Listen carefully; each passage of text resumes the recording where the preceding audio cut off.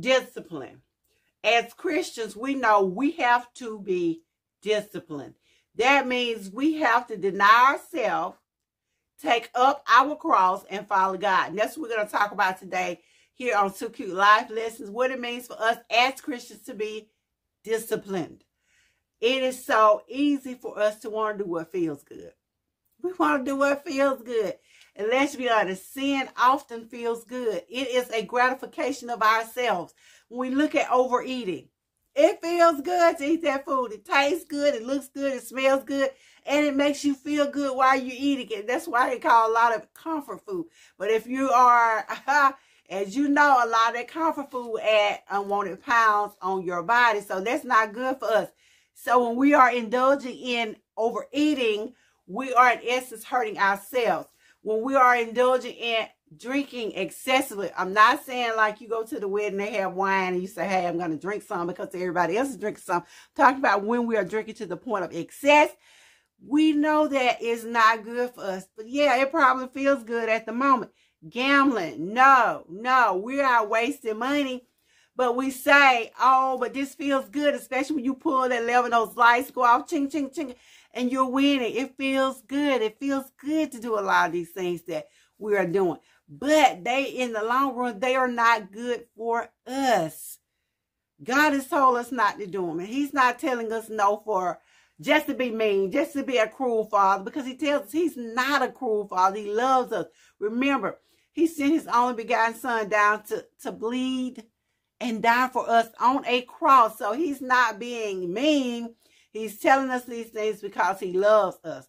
If you go out, I know we all have something that we do that is not healthy or is not good for us. And we do it because it feels good or because we like it. But it's wrong and we know it. And I just use the food as an example. But I know I have had a problem for years battling with soda. I'm an avid soda drinker. But I also know that soda is not good for me. It also adds unnecessary pounds. It also gives me indigestion. Plus, it is ruining, it's very bad for our kidneys. And so, especially those dark sodas. And that's what I love to drink is dark sodas.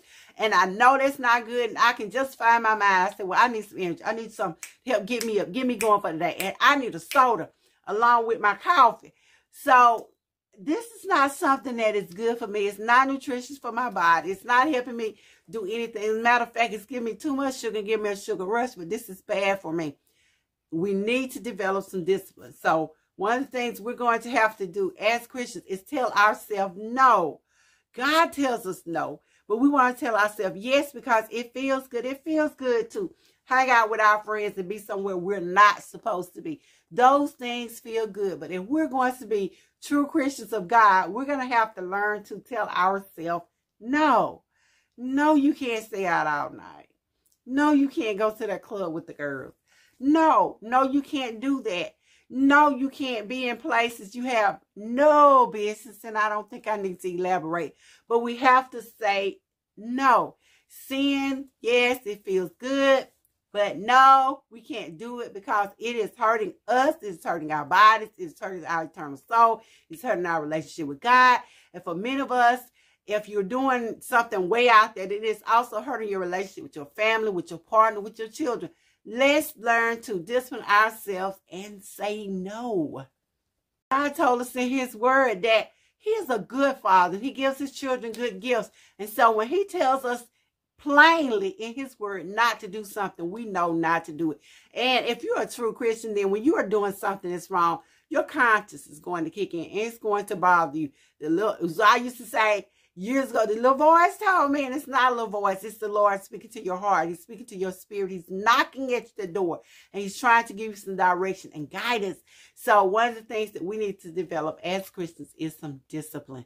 And I thank you guys for listening. This is Phyllis Warner, Too Cute Life Lessons. If you have not already, be sure to give this video a like, a thumbs up, so that I can continue to bring you some spiritual truths and lessons. And I'll see you guys in the next video.